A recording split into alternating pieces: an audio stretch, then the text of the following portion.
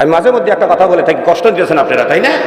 কষ্ট নিলে আর কি করবেন? মৌলানা কামরুল ইসলাম এখন তার আপনাদের এলাকায় থাকে না, সর্বোচ্চ পালি দাওয়াত দিবেন না, এর স্যার কিচ্ছু করতে পারবেন না। রিজিকের মালিক যেন কে? প্রায় দিনই 2টা করে মাহফিল, প্রায় দিনই জানের উপরতে 22 উঠে যেতেছে। এটা বুঝতেছি তো আমি, কথা বোঝেন নাই? পারলে হয়তো দাওয়াত দিবেন, এর চেয়ে বেশি কিচ্ছু করতে পারবেন না।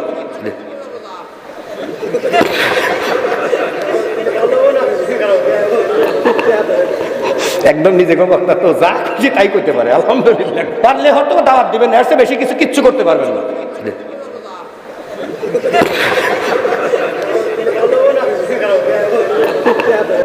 রসুলের সুন্নতকে ধরে ফেলেন। রসুল বলেছে, মান আহাব্বা সুন্নতি ফাকাদ আহাব্বানি ওয়া মান আহাব্বানি কানা মাই ফিল জান্নাহ। রসুল বলে গেছে, কোন ব্যক্তি যদি আমার সুন্নতের ইত্তেবা করে, সেজন্য আমি রসুলকেই ইত্তেবা করলো, আর যে আমি রসুলকে ইত্তেবা করবে, আমি রসুল ঘোষণা করতেছি, ওই ব্যক্তি আর আমি রসুল এইরকম পাশাপাশি আল্লাহর জান্নাতে অবস্থান করব।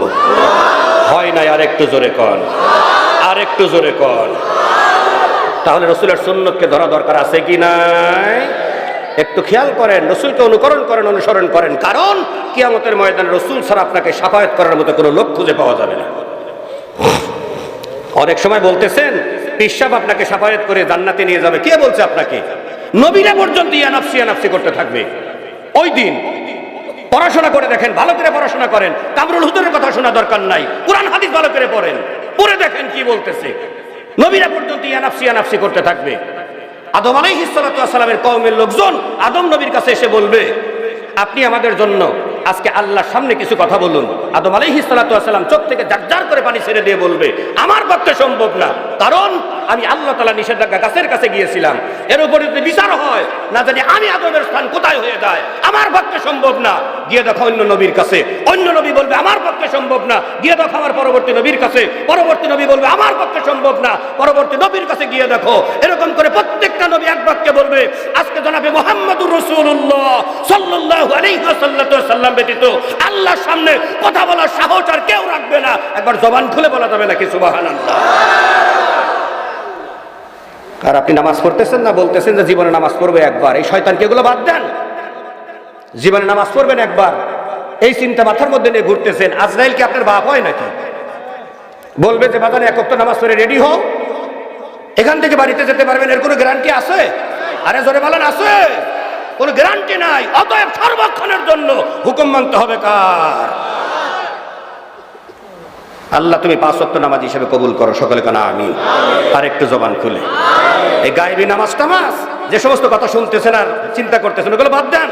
গায়েবী নামাজ যদি থাকতো তাহলে রসুল নিতে পড়তো। রসুলের চেয়ে বড় কোনো ভালোবাসার মানুষ পরকালে খুঁজে পাবেন না, কারণ রসুলকে যদি অনুকরণ করতে পারেন, অনুসরণ করতে পারেন, আল্লাহর কসম করে বলতেছি, রসুল তার নিজের নেকি দিয়ে উম্মতকে জান্নাতের ব্যবস্থা করে দিবে। আমি মাঝে মধ্যে একটা কথা বলে থাকি, কষ্ট দিয়েছেন আপনারা, তাই না? কষ্ট নিলে আর কি করবেন? মৌলানা কামরুল ইসলাম এখন তার আপনাদের এলাকায় থাকে না, সর্বোচ্চ পালি দাওয়াত দিবেন না, এর স্যার কিচ্ছু করতে পারবেন না। রিজিকের মালিক যেন কে? প্রায় দিনই 2টা করে মাহফিল, প্রায় দিনই জানের উপরতে 22 উঠে যেতেছে। এটা বুঝতেছি তো আমি, কথা বোঝেন নাই? পারলে হয়তো দাওয়াত দিবেন, এর চেয়ে বেশি কিচ্ছু করতে পারবেন না।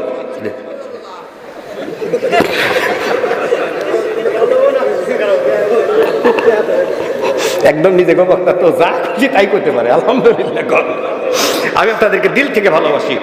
রসুলের শাফায়াত ব্যতীত একজন মানুষও জান্নাতে যেতে পারবে না। তাহলে রসুলকে অনুকরণ করা দরকার আছে কি নাই? একদম জবান খুলে কোন অনুকরণ করা দরকার আছে কি নাই? আজকে কিছু মানুষের পাল ধরবো, রসুলের সুন্নত ধরতে হবে।